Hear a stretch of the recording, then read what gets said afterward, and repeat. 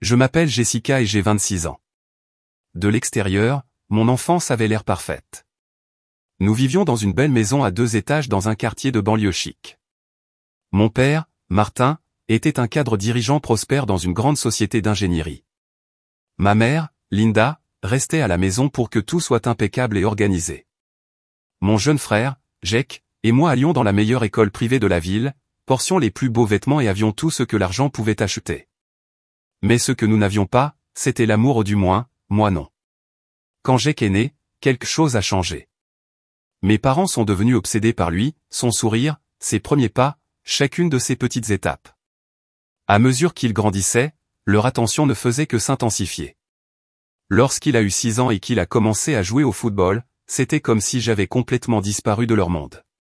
Papa l'appelait fièrement notre future star de la NFL. Il le disait dans les épiceries, lors de dîners, aux facteurs, à quiconque voulait l'écouter. Pendant ce temps, j'étais assis dans la même pièce, tenant à la main un certificat de récompense ou un bulletin de notes élogieux, espérant la moindre reconnaissance. Cela n'est jamais venu. Tandis que Jake bénéficiait d'entraîneurs privés, de chaussures à crampons coûteuses et d'éloges sans fin, je portais discrètement des vêtements d'occasion et payais mes propres fournitures scolaires avec l'argent du babysitting. Je ne le détestais pas, Jake était un bon garçon, peut-être un peu gâté, mais ce n'était pas de sa faute. Il n'a pas demandé à être le centre de leur univers. Pourtant, ça faisait mal. J'ai appris très tôt que la meilleure façon de survivre était de rester silencieux, de me fondre dans le décor et de construire quelque chose qui me soit propre. Alors, je l'ai fait. J'ai travaillé dur à l'école, étudié tard dans la nuit et obtenu une bourse pour étudier le design d'intérieur dans une université prestigieuse à l'extérieur de l'État. Pour la première fois, j'avais l'impression de pouvoir respirer. Fini d'être au second plan, fini de vivre dans l'ombre. L'université m'a donné l'espace pour me retrouver. J'ai rencontré des gens qui me demandaient comment j'allais. J'ai créé de l'art, j'ai conçu de beaux espaces. Je me suis enfin senti vu. Mais peu importe la distance que je courais, les modèles de chez moi trouvaient le moyen de me suivre. Les appels téléphoniques, quand ils arrivaient, concernaient toujours Jake, ses tournois de football, son entorse à la cheville, ses recruteurs universitaires. Mes parents ne m'appelaient que lorsque cela leur convenait ou lorsqu'ils voulaient se vanter du dernier toucher gagnant de Jake. Malgré tout, j'ai continué à avancer. Je ne le savais pas encore, mais le jour où je rencontrerais Jason, tout allait changer. C'est arrivé lors d'une pendaison de crémaillère pour l'un de mes clients en décoration d'intérieur. Je venais juste de finir de décorer l'espace, un doux mélange de blanc minimaliste et de vert forestier, et je regardais les invités admirer la bibliothèque personnalisée que j'avais conçue lorsque quelqu'un m'a croisé. Un halètement aigu s'échappa de mes lèvres alors qu'un grand verre de vin rouge éclaboussait le tapis blanc impeccable sous nous. « Oh mon Dieu, je suis vraiment désolé », balbutia le type, les yeux écarquillés, tenant le verre vide comme une arme de scène de crime. Je me suis agenouillé rapidement, tamponnant le déversement avec un chiffon et j'ai essayé de ne pas rire. « Eh bien, au moins, ce n'est pas mon canapé », rigolait-il en passant une main dans ses cheveux sombres légèrement en désordre. « Au fait, je m'appelle Jason et je suis clairement un désastre lors des fêtes. » Nous avons fini par parler le reste de la nuit, pas de bavardage superficiel, que faites-vous, une vraie conversation. Il m'a posé des questions sur mes créations, mes objectifs et même mes souvenirs d'enfance préférés. C'était désarmant de voir à quel point il écoutait sincèrement, comme si j'étais la seule personne dans la pièce. En quelques mois, nous étions inséparables. À notre premier anniversaire, nous avions emménagé ensemble. Pour la première fois de ma vie, j'avais l'impression de ne pas avoir à me battre pour attirer l'attention. Avec Jason, je n'avais pas besoin de gagner l'amour.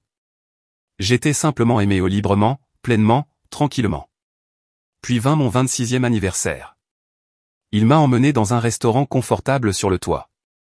Nous avons partagé le dessert sous les étoiles, parlé du chemin parcouru. Puis, juste au moment où j'allais prendre la dernière bouchée de chez Essekak, il s'est levé, a fait le tour de la table et s'est mis à genoux. Mon cœur s'est figé. « Jessica, dit-il doucement, sortant une boîte en velours de la poche de son manteau. Je t'aime depuis le moment où tu m'as dit que ce tapis était sans espoir. Je veux construire une maison avec toi. Veux-tu m'épouser ?» Les larmes me montèrent aux yeux.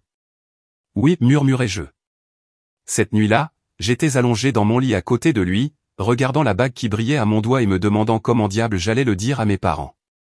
Étonnamment, lorsque je les ai appelés, ils avaient l'air ravis. Oh Jessica, c'est merveilleux. Maman a dit avec une véritable excitation. Nous avons hâte de rencontrer Jason. Amenez-le ce week-end. J'étais abasourdi. C'était comme si peut-être ils étaient prêts à tourner une nouvelle page. Peut-être que ce mariage pourrait être notre pont vers quelque chose de mieux. Jason et moi sommes allés en voiture chez mes parents ce samedi-là. Pour une fois, il ne s'agissait pas de Jake. Ils ont accueilli Jason chaleureusement, ont complimenté ses manières et lui ont posé des questions. Nous nous sommes assis autour de la table du dîner, riant des histoires d'enfance. C'était surréaliste. Puis, alors que la soirée touchait à sa fin, papa a fait tourner son vin et a dit.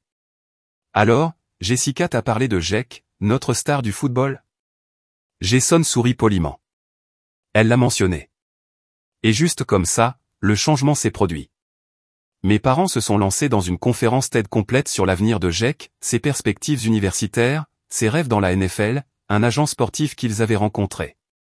Je restais assis là, silencieux, regardant les projecteurs s'éloigner de moi une fois de plus. Jason m'a serré la main sous la table.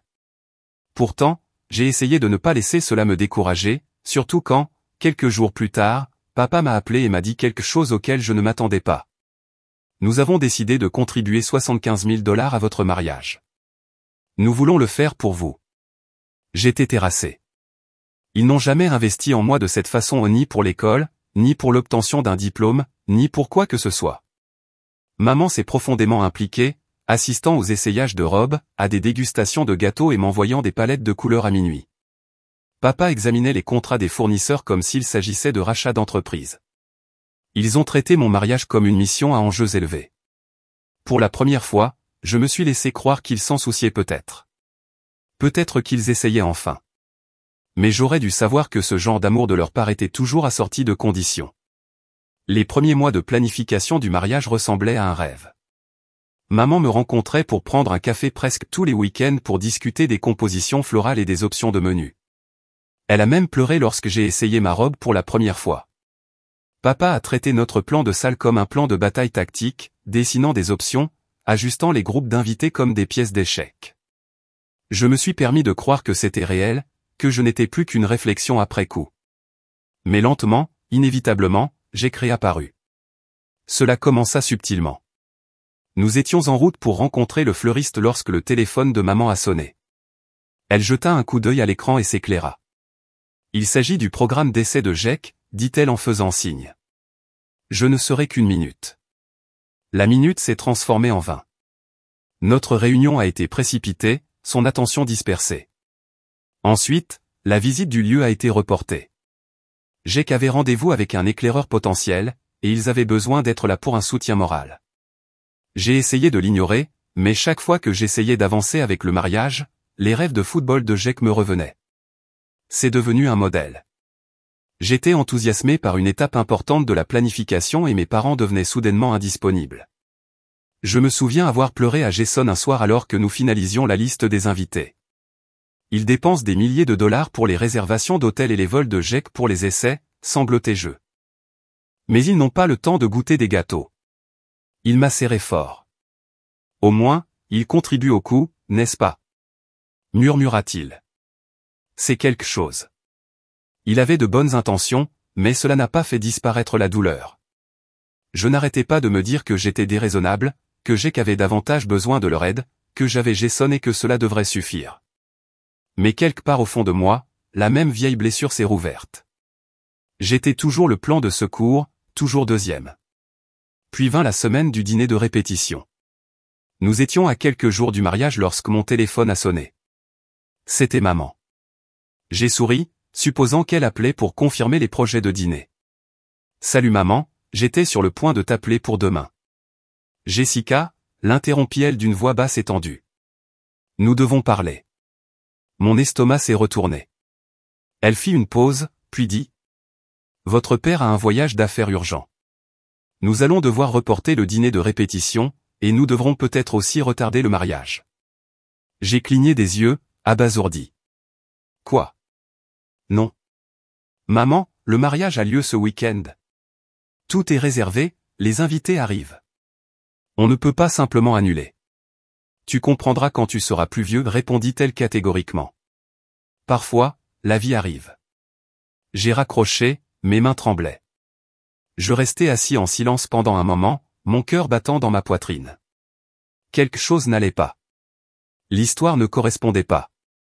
Plus tard dans la soirée, alors que je parcourais les réseaux sociaux dans le brouillard, je l'ai vu. Jake avait posté une photo avec son sac polochon, debout à l'aéroport. L'Europe de l'Est, j'arrive. De gros essais. Je n'aurais pas pu y arriver sans maman et papa. Mon sang s'est glacé. Il n'y a pas eu de voyage d'affaires. Ils traversaient le monde en avion avec Jake la semaine de mon mariage. Ils m'ont encore menti. J'ai appelé Jake, mes mains tremblantes de rage. Et, ma sœur, quoi de neuf?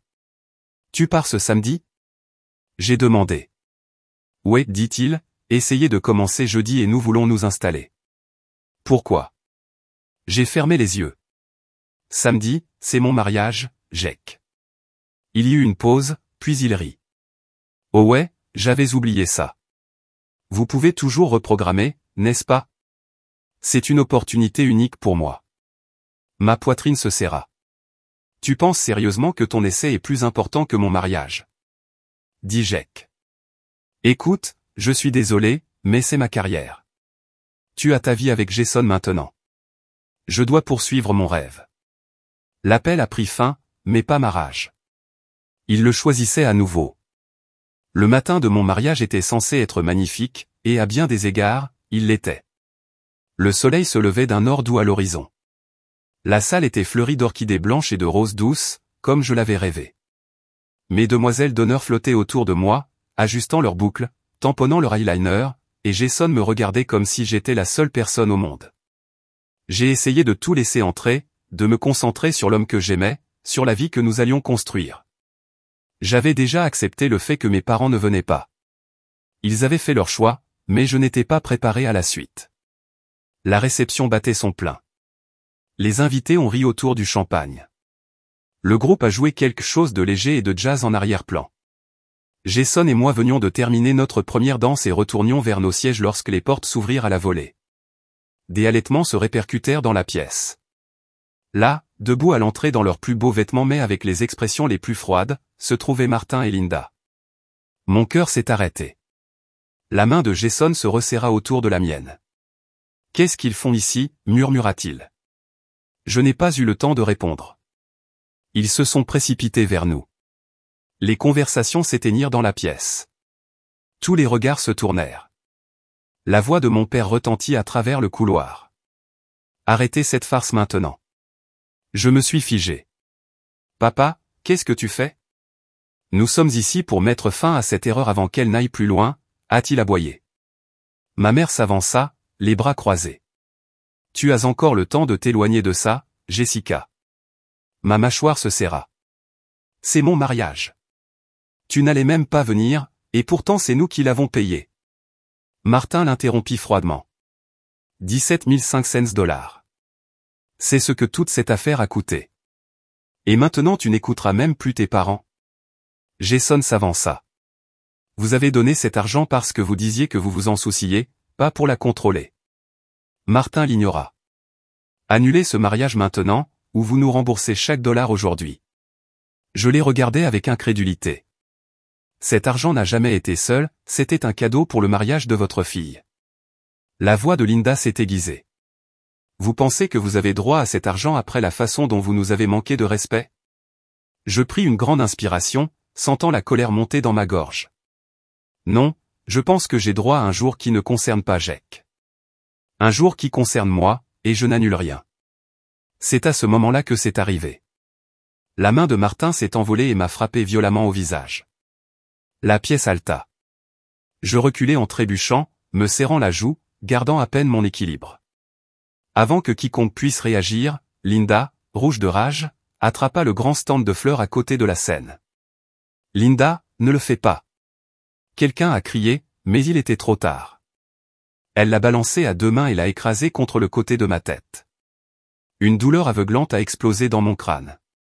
J'ai heurté violemment le sol. Le bruit des cris résonnait dans mes oreilles. J'ai vu des visages flous se précipiter vers moi. Quelqu'un a appelé à l'aide. Jason s'agenouilla à côté de moi, me tenant la tête. Vous, monstre! Il a craché sur mes parents. Vous l'avez frappé. Vous venez d'agresser ma femme. Il a sorti son téléphone en serrant la main et a appelé le 911. J'ai besoin de policiers et d'ambulanciers, a-t-il déclaré à l'opératrice, la voix brisée par l'émotion. En ce moment, ma femme a été attaquée lors de notre mariage par ses parents. Les gens criaient. Les invités pleuraient. Certains avaient reculé sous le choc. D'autres étaient déjà en train de filmer. En quelques minutes, des lumières clignotantes rouges et bleues ont baigné la salle de réception. Les policiers sont intervenus avec les ambulanciers. Martin et Linda ont été immédiatement maîtrisés. Les agents ont recueilli les déclarations des témoins pendant que les ambulanciers s'occupaient de ma tête. Alors qu'ils me chargeaient sur la civière, Jason se pencha plus près. Tout ira bien. Je suis là. À travers le brouillard de douleur et de larmes, je lui ai serré la main. À ce moment-là, je n'étais plus la fille qu'il pouvait faire taire. La chambre d'hôpital était calme, sombre et froide. J'étais allongé là avec une intraveineuse dans le bras et un bandage étroitement enroulé autour de ma tête. Les analgésiques ont atténué les battements, mais rien n'a pu engourdir la douleur dans ma poitrine. Jason s'est assis à côté de moi, me tenant la main comme s'il avait peur que je m'envole. J'entendais encore l'écho de la voix de ma mère exigeant de l'argent, le craquement du stand de fleurs qui me frappait le crâne, la façon dont mon père m'avait giflé devant une centaine de personnes, le tout lors de mon mariage. Je n'arrêtais pas de repenser à la façon dont j'avais passé des années à solliciter leur attention, leur approbation. Et quand j'ai finalement eu leur soutien, ou du moins c'est ce que je pensais, ils l'ont utilisé comme levier. Leur générosité était une arme. Leur amour avait toujours été conditionnel. Pas plus. Je me tournai vers Jason. Je vais porter plainte. Il cligna des yeux, surpris, puis acquiesça lentement. Je serai à vos côtés à chaque étape du chemin. Je ne fais pas ça seulement pour moi, dis-je. Je le fais pour qu'il ne me fasse plus jamais de mal, ni à personne d'autre. Lorsque je suis sorti 2 jours plus tard, je suis sorti de cet hôpital avec une plaie cousue et un cœur en acier. En une semaine, avec l'aide d'un avocat, j'ai déposé une plainte officielle à la police. Nous avons soumis des documents médicaux sur le traumatisme crânien, des images du mariage provenant des téléphones des invités, des témoignages oculaires de plus d'une douzaine de personnes, une déclaration sous serment signée des ambulanciers qui m'ont soigné sur place. Le procureur a pris l'affaire au sérieux. Mes parents ont été accusés d'agression, de tentative de coercition et d'utilisation abusive de leviers financiers. L'incident s'étant produit lors d'un événement public avec des dizaines de témoins et de preuves matérielles, l'affaire a progressé rapidement. Leur avocat a tenté de faire valoir qu'ils étaient émotionnellement dépassés et qu'ils essayaient de protéger leur fille, mais aucun jury ne l'a cru, pas après la diffusion des images au tribunal. La gifle, la prise de position, le sang. Et puis vint le coup final. Jake a pris la parole, mon frère, leur golden boy, celui qu'ils avaient toujours protégé, toujours préféré. Il s'est assis devant le tribunal et a dit clairement et calmement. Mes parents n'ont jamais pu nous aimer de la même manière. Je le vois maintenant. Je ne voulais pas, mais ils ont franchi une ligne irréversible. Il les regarda, notre mère, qui était pâle et tremblante, et notre père, qui regardait droit devant lui comme une pierre. J'en ai fini de les protéger. Ils ne le méritent pas. Des halètements se sont propagés dans la salle d'audience, et juste comme ça, ils ont tout perdu. Le juge a prononcé la peine, 5 ans de prison d'État pour Martin et Linda, sans libération conditionnelle pendant les 2 premières années. Une ordonnance restrictive leur interdisant de me contacter à nouveau, moi ou Jason. Un jugement selon lequel leur cadeau de 75 000 $ n'était pas remboursable, car il avait été volontairement offert dans le but d'un mariage. Je suis sorti de cette salle d'audience la tête haute, non pas parce que j'avais gagné, mais parce que je m'étais enfin libéré. Après le procès, tout semblait calme. Il n'y avait plus de messages vocaux de colère, plus de messages soudains demandant des faveurs, plus de commentaires passifs-agressifs sur le prochain match de Jake. Juste du silence. Et c'était le son le plus paisible que j'ai jamais connu. Jason et moi sommes retournés à notre appartement, qui ressemblait désormais plus à mon chez-soi que partout où j'avais jamais vécu.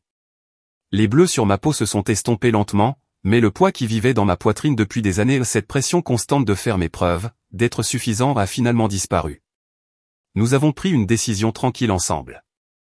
Nous rembourserions les 75 000 $, non pas parce que nous y étions légalement obligés, mais parce que nous ne voulions aucun lien avec les personnes qui avaient tenté de détruire le jour de notre mariage. Nous avons contracté un emprunt et transféré chaque centime. C'était un sacrifice, mais qui nous a valu une liberté totale. Les semaines se sont transformées en mois. Je me suis remis au travail, en concevant de beaux espaces pour des clients qui appréciaient mon talent. La carrière de Jason était également florissante et notre amour était plus fort que jamais.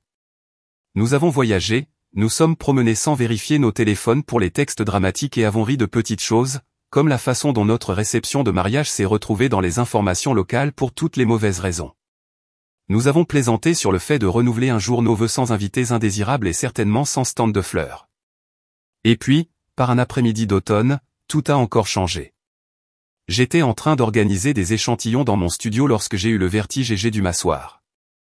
Un test effectué plus tard dans la soirée a confirmé ce que je soupçonnais déjà, j'étais enceinte. Quand je l'ai dit à Jason, il a ri, pleuré et m'a serré dans ses bras pendant si longtemps que j'ai pensé qu'il ne lâcherait peut-être jamais prise. Nous nous sommes retrouvés dans la crèche des mois plus tard, crème douce et bleu doux, un mobile tournant lentement au-dessus du berceau et j'ai réalisé quelque chose de profond. J'avais brisé le cycle. Je n'allais pas être le genre de parent qui obligeait son enfant à se battre pour l'amour. Je n'allais pas tout confier à un enfant et oublier l'autre. J'allais créer une maison remplie de gentillesse, de patience, d'équilibre. J'enseignerai à mon enfant que sa voix compte, que l'amour ne se mérite pas, il est donné librement, que le respect ne vient pas de la peur mais du fait d'être vraiment vu. Un soir, Jason et moi étions ensemble, les bras l'un autour de l'autre, regardant la photo échographique collée sur le réfrigérateur. Voici, murmurai-je, c'est la famille dont j'ai toujours rêvé. Et je le pensais, non pas parce que c'était parfait, mais parce que c'était le mien. Construit non pas à partir d'argent ou d'apparence, mais à partir de la vérité, de l'amour et du courage de enfin me choisir. Les mois passaient et la vie coulait à son beau rythme. En moi, une nouvelle vie se développait, sans peur, pleine d'amour et entièrement la nôtre. Jason me tenait la main à chaque échographie. Il veillait tard, lisant des livres pour bébé et assemblant lui-même le berceau. Et chaque jour, il me rassurait que notre enfant naîtrait dans un monde où il ne serait jamais négligé. Puis le jour est venu. La chambre d'hôpital était remplie d'une lumière vive. Des vagues de douleur parcouraient mon corps, mais mon cœur était en paix. Jason était avec moi, respirant en synchronisation avec la mienne, me tenant fermement la main. Et puis le son d'un cri remplit la pièce. Une infirmière a placé un petit être rond sur ma poitrine, les yeux toujours fermés mais ses mains agrippant fermement mon doigt. « Bienvenue dans le monde, mon petit garçon » murmurai-je. Nous l'avons appelé Ellie. Les yeux d'Ellie contenaient le genre de lumière dont j'avais toujours rêvé, un amour innocent et inconditionnel. C'était un nouveau départ. Il était la première lumière d'une famille que Jason et moi avions bâtie, fondée sur l'égalité, le respect et la sincérité. Plus tard dans la nuit, alors que Jason et moi étions assis à côté de lui, je l'ai embrassé sur le front et lui ai dit « Ellie, tu n'auras jamais à te battre pour l'amour. Tu l'as déjà. Sans condition. » Merci beaucoup d'avoir regardé. J'espère que vous avez apprécié l'histoire et ressenti les émotions et le voyage que Jessica a vécu. Si vous avez aimé cette vidéo, n'oubliez pas d'aimer, de commenter et de vous abonner pour des histoires plus puissantes comme celle-ci. Votre soutien compte pour moi. Faites-moi savoir dans les commentaires quelle partie de l'histoire vous a le plus marqué ou si vous aimeriez voir plus d'histoires à l'avenir. Restez à l'écoute pour plus de contenu et jusqu'à la prochaine fois, n'oubliez pas, vous êtes l'auteur de votre propre histoire. Rendez-vous dans la prochaine vidéo.